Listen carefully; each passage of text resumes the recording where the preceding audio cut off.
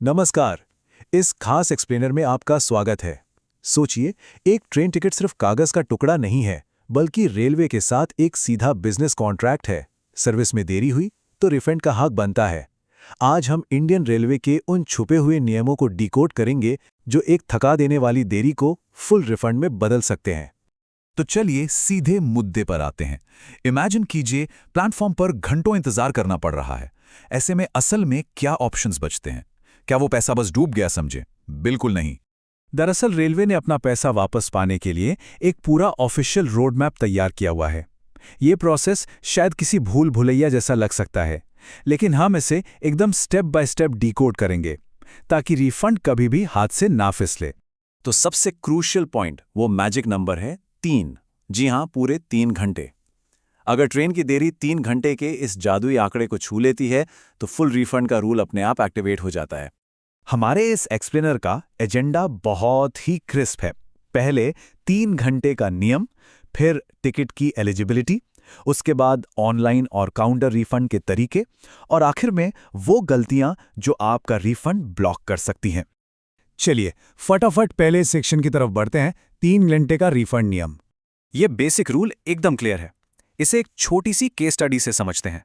मान लीजिए कि डिपार्चर का टाइम दोपहर के ठीक 12 बजे है और ट्रेन 3 बजे या उसके बाद आ रही है, तो पूरी टिकट राशि वापस पाने का सॉलिड ग्राउंड बन जाता है। और सबसे अच्छी बात, कैंसिलेशन चार्ज के नाम पर 0 डिडक्शन होता है। मतलब पूरा का पूरा पैसा वापस। है ना कमाल की बात? अब आते हैं हमारे दूसरे सेक्शन पे, टिकट के प्रकार के अनुसार एलिजिबिलिटी। अब यहां पर एक बहुत बड़ा मिथ टूटता है।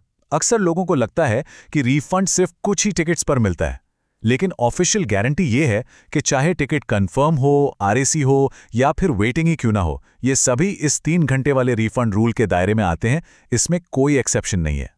चलिए अब सेक्शन 3 और 4 को एक साथ देखते हैं। ऑनलाइन और काउंटर रिफंड क्लेम करने का प्रोसेस इस बात पे डिपेंड करता है कि बुकिंग कैसे हुई थी।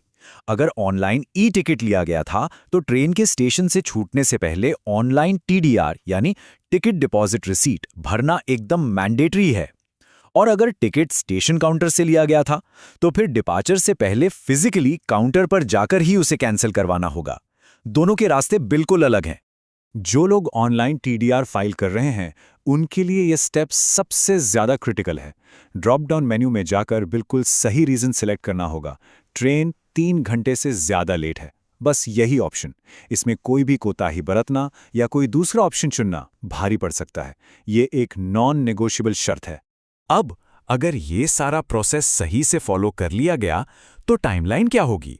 आमतौर पर ओरिजिनल पेमेंट मेथड में पैसा वापस आने में 3 से 7 दिन का वक्त लगता है, तो टीडीआर फाइल करने के बाद बस थोड़ा सा पेशेंस रखना होगा। अब आते हैं आखिरी और शायद सबसे जरूरी सेक्शन पर, वो गलतियां जो रिफंड को पूरी तरह ब्लॉक कर देती हैं। ध्यान से सुनिएगा, ये सबसे अहम पॉइंट है। मेन कंडीशन ये है कि यात्रा नहीं करनी है। जी हां, अगर उस लेट हो चुकी ट्रेन में सफर कर लिया गया तो रिफंड का अधिकार उसी वक्त खत्म हो जाता है।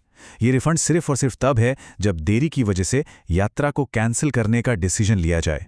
अगर इनमें से एक भी गलती हुई तो नतीजा होगा 0 रिफंड, जैसे कि ट्रेन में सफर कर लेना, डिपार्चर से पहले टीडीआर फाइल करने की डेडलाइन मिस कर देना, या फिर टीडीआर में कोई गलत रीजन सिलेक्ट कर लेना। इन रूल्स के मामले में रेलवे की तरफ से कोई छूट नहीं मिलती। अपने क्लेम को पूरी तरह बुलेट प्रूफ बनाने के लिए 3 इमीडिएट स्ट्रैटेजिक एक्शंस रेकमेंड किए जाते हैं। पहला, रेलवे के सारे ऑफिशियल एसएमएस अपडेट्स सेव करके रखें। दूसरा, ट्रेन के लाइव स्टेटस को ट्रैक करें। और तीसरा, देरी और अपनी टीडीआर फाइलिंग के स्क्रीनशॉट्स जरूर लेकर रखें। ये डिजिटल एविडेंस बाद में बहुत काम आते हैं। तो इन रूल्स को समझने के बाद क्या अगली बार डिपार्चर बोर्ड पर भारी डिले देखकर पैनिक करने की जरूरत है? बिल्कुल नहीं। सही जानकारी और तैयारी के साथ एक भारी देरी को आसानी से फुल रिफंड में कन्वर्ट किया जा सकता है। बस सही प्रोसेस को फॉलो करना है। इस एक्सप्लेनर के साथ जुड़ने के लिए बहुत बहुत शुक्रिया।